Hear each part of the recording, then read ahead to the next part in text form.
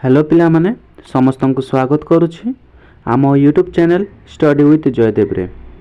तो यही वीडियो रे आमे नेशनल एजुकेशन पॉलिसी 2020 रो जो न्यू एकेडमिक स्ट्रक्चर अछि 5+3+3+4 से विषय रे आमे जानिबा।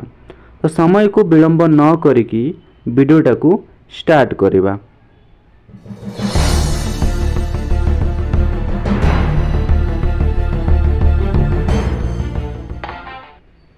एनईपी रो चारोटी स्टेज अच्छी।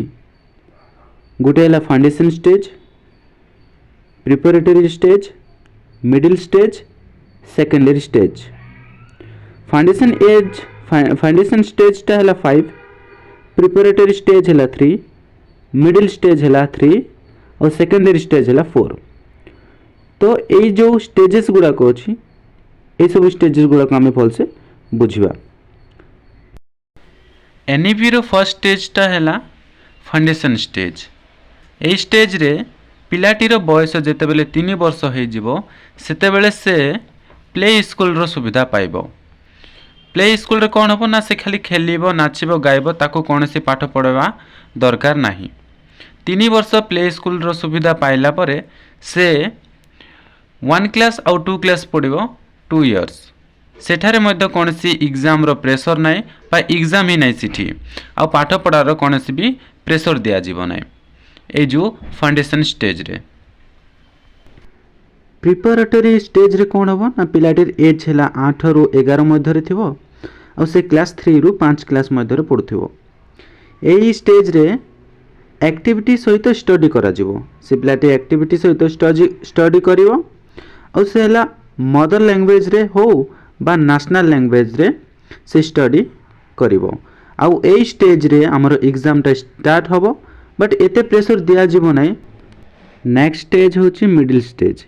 ए स्टेज रे पिलाटीर एज हे जाइथिबो 11 रु 14 वर्ष आ पिलाटी 6 रु 8 क्लास मध्य पढुथिबो। तो ए मिडिल स्टेज रे पिला कंप्यूटर कोड इंटर्नशिप टा पढिबो। से सॉफ्टवेयर से सब एते बड़ बड़ नो बेसिक नॉलेज तार सहित भोकेशनल कोर्स पढ़िबो, तार सहित मैथ, साइंस, आर्ट्स ये सब पढ़िबो।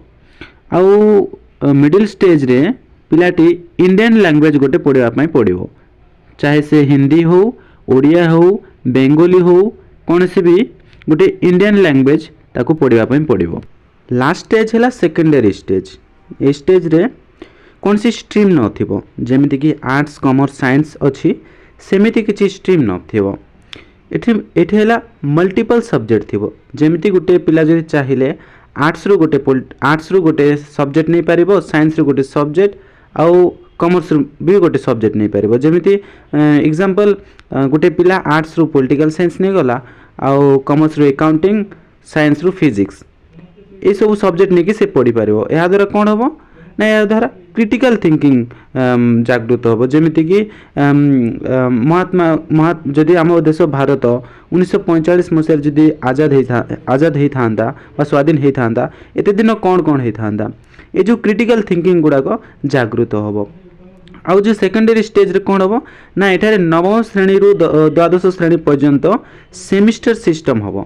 एग्जाम टा सेमिस्टर सिस्टम एग्जाम हम कहीं ना जदि बोर्ड एग्जाम टाइप जदि होउथिला तो पिला माने एग्जाम रो लास्ट बेले एग्जाम आसीवा से समय रे पढुथिले।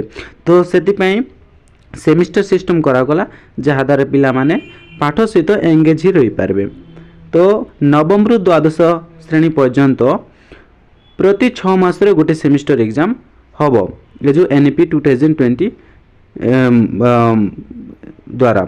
आउ एठारे जो सेकेंडरी स्टेज रे फॉरेन लैंग्वेज गोटे पढ़िबा पई पड़िबो, चाहे सीटा इंग्लिश हो बा अदर लैंग्वेज हो ए जो सेकेंडरी स्टेज रे।